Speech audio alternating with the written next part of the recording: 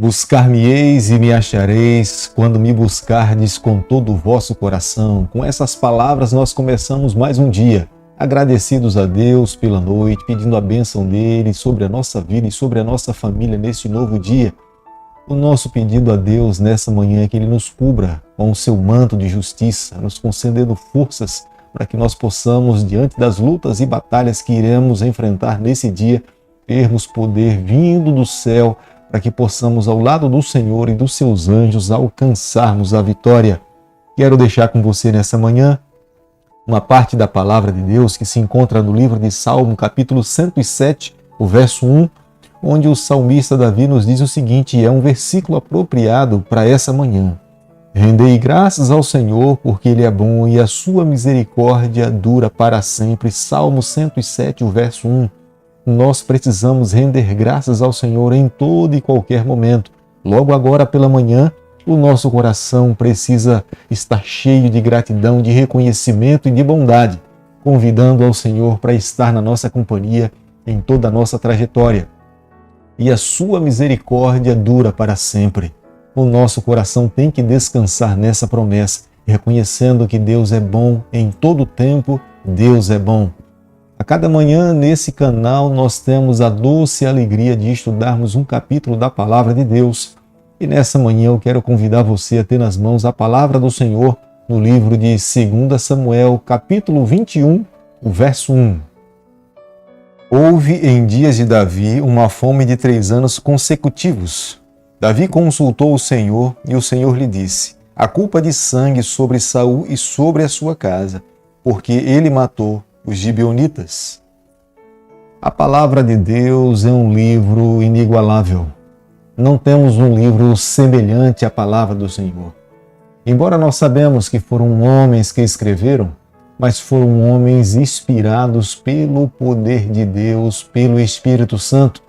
Portanto, o seu conteúdo é extremamente sagrado. Embora, volto a falar para você, foram homens como eu e você, separados por Deus para um ofício exclusivo de escrever as Santas Escrituras, mas tem a autenticidade do Espírito Santo em conservar e manter o seu conteúdo sagrado. A palavra de Deus nos revela que o grande conflito não começou em nossa era, começou muito tempo atrás, mas a palavra de Deus nos orienta em seguirmos a boa e santa vontade do Senhor.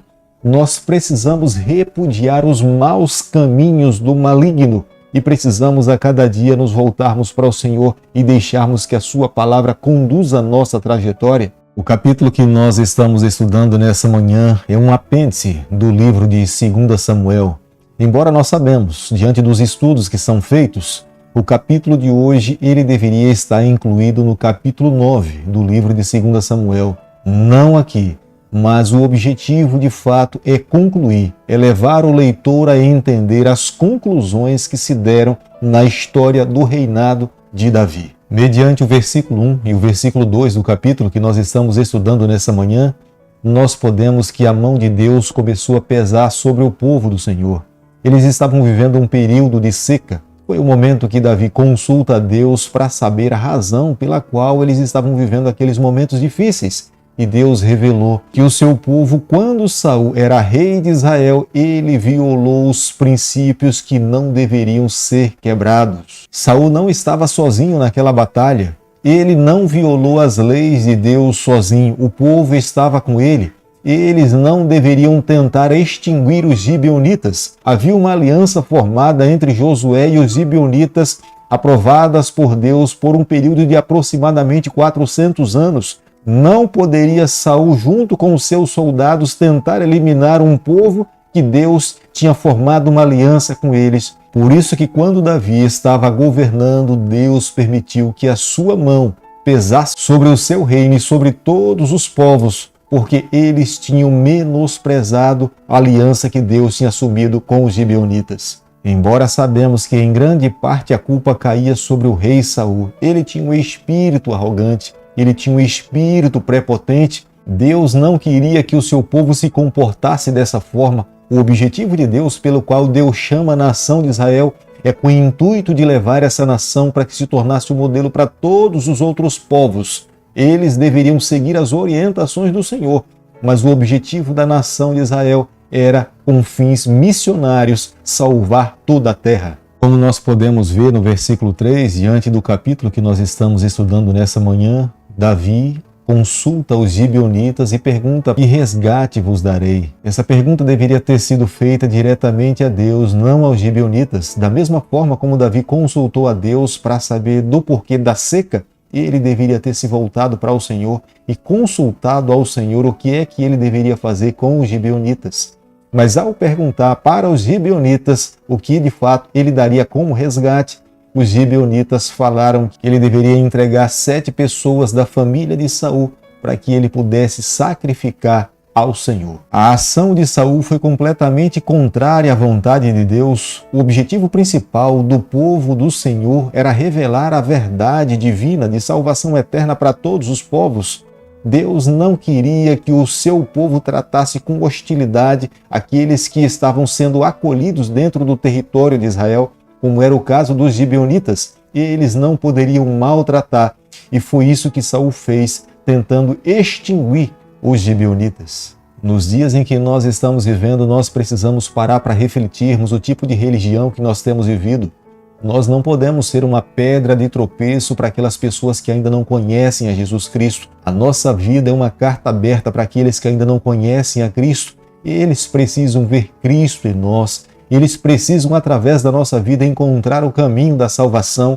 Se em algum momento a nossa vida não tem representado perfeitamente a pessoa de Jesus Cristo, nós também podemos ser considerados como sendo uma pedra de tropeço, como aconteceu com a conduta do rei Saul.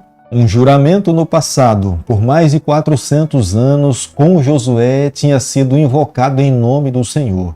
Os próprios gibeonitas tinham o direito de revogar diante de Deus essa aliança, e a maldição de Deus caiu sobre o povo judeu. 2 Samuel, capítulo 21, o verso 4, a Bíblia diz o seguinte: então os gibeonitas lhe disseram: não é por prata nem por ouro que temos questão com Saul e com sua casa, nem tampouco pretendemos matar pessoa alguma em Israel. Disse Davi: que é, pois, que quereis que vos faça? O extermínio que se deu entre os gibeonitas, eles sabiam que o grande responsável era Saul. Embora a nação de Israel estivesse envolvida, mas os gibeonitas sabiam que quem estava liderando naquele momento era Saul. Para que se aplacasse a ira de Deus sobre a terra, eles acreditavam que a casa de Saul, como tinha sido responsável pela matança do seu povo, seria através da casa de Saul que deveria de fato se extirpar todo o mal. É por isso que eles solicitam a Davi que lhe entregassem 7 homens para que pudessem ser mortos. E a partir de então, eles acreditavam que a maldição de Deus seria extinguida. Mediante o estudo da Palavra de Deus, de Números capítulo 25, verso 4, nós vemos que esse tipo de atitude não deveria se aplicar naquele período da história sobre a casa de Saul. Esse tipo de penalidade deveria ser aplicado para os apóstatas, não sobre a casa de Saul. Mas os gibeonitas eram um povo manhoso, eles eram traiçoeiros. No passado, de uma forma traiçoeira, eles já tinham agido para com os israelitas. Se Davi tivesse consultado a Deus diretamente, possivelmente a resposta do Senhor teria sido completamente diferente. Mas como Davi consultou aos gibeonitas, eles se aproveitaram daquele momento para se vingar contra a casa de Saul. Gibeá era a cidade onde Saul nasceu. Por isso que os gibeonitas acreditavam que os homens que deveriam ser mortos deveriam ser daquela cidade, da linhagem de Saul. Embora toda a Bíblia nos apresenta de que Deus não aceita sacrifício de seres humanos para expiação de pecados, a única pessoa digna para que pudesse nos expiar de todos os nossos pecados que morreu foi a pessoa de Jesus Cristo, porque é um Deus que se fez homem e na cruz do Calvário, através da sua morte, ele nos dá o direito do perdão e da vida eterna. Mas nessas circunstâncias, Davi permitiu que da casa de Saul 7 pessoas fossem mortas. Como Davi um dia tinha feito também um juramento para o seu amigo Jonatas diante do Senhor, ele não poderia permitir que Mefibosete, que era filho de Jonatas, pudesse morrer. Ele poupa a Mefibosete. Quero chamar a tua atenção nessa manhã para um detalhe bíblico. A palavra de Deus é muito enfática em nos afirmar que quando nós fazemos um voto para com o nosso Deus, nós não podemos revogar, nós precisamos cumprir. É melhor que você não vote do que votar e não cumprir. Quando olhamos para a atitude de Davi, vemos que Davi levava a sério o seu voto diante de Deus. Creio que nos dias em que nós estamos vivendo, nós não podemos menosprezar essa parte da palavra do Senhor. Os olhos do Senhor esperam que aqueles que se comprometem com Deus possam também ser fiéis a Ele. Por isso que Ele mesmo fala, se nós fizermos um voto, nós precisamos ser fiéis ao voto do Senhor. No versículo 14 do capítulo que nós estamos estudando nessa manhã, que é o capítulo 21, nós podemos ver que a partir de então, Deus se tornou favorável para com a terra.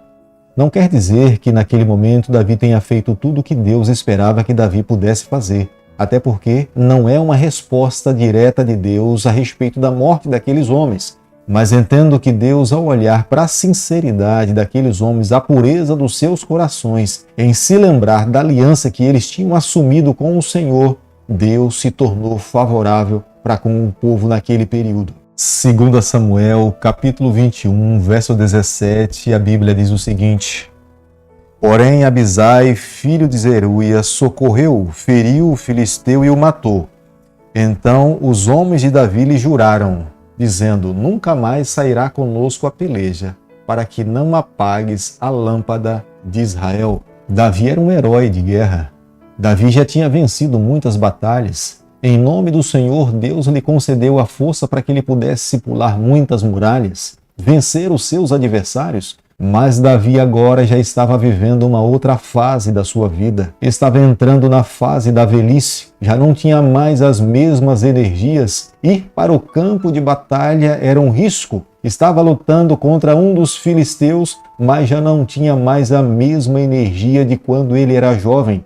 E os seus soldados, os seus valentes, lhe asseguraram que a partir de então, para que não se apagasse a lâmpada de Israel, era melhor que o rei permanecesse dentro do palácio do que sair para a batalha e fosse morto. A lâmpada de Israel, o herói de guerra, seria morto e, consequentemente, a nação de Israel seria enfraquecida por falta da liderança de Davi. Foi o próprio Davi que matou Golias na sua juventude.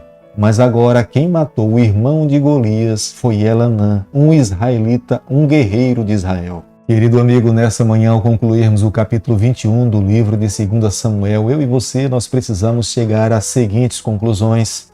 Se nós fizermos um voto ao Senhor, nós precisamos ter todo o cuidado para cumpri-lo. É melhor que eu e você não votemos, mas se votarmos, que nós possamos ter toda a atenção e cuidado e o amor a Deus para pedirmos forças ao Senhor para que nós possamos cumprir. Deus é dessa forma, Ele é zeloso, Ele se compromete com os seus filhos e Ele espera que os seus filhos, no momento que se comprometem com Ele, possam ser sinceros diante do Senhor. Mas há uma segunda orientação. Os menores podem vencer os gigantes. Aqueles que confiam no Senhor independe do seu tamanho.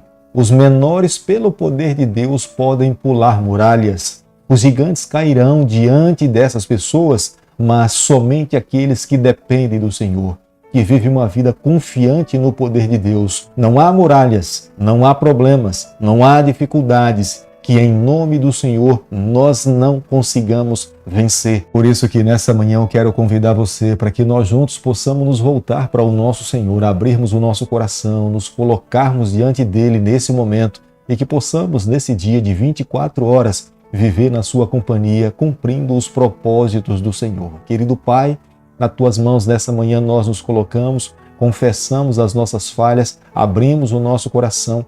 Fica conosco no decorrer desse dia, é o nosso pedido e a nossa oração que nós fazemos em nome de Jesus. Que o Senhor te abençoe e te guarde, que Ele faça resplandecer o seu rosto sobre você, que Ele tenha misericórdia de você, que sobre você nessa manhã Ele levante o seu rosto e conceda a sua paz em nome de Jesus. Amém.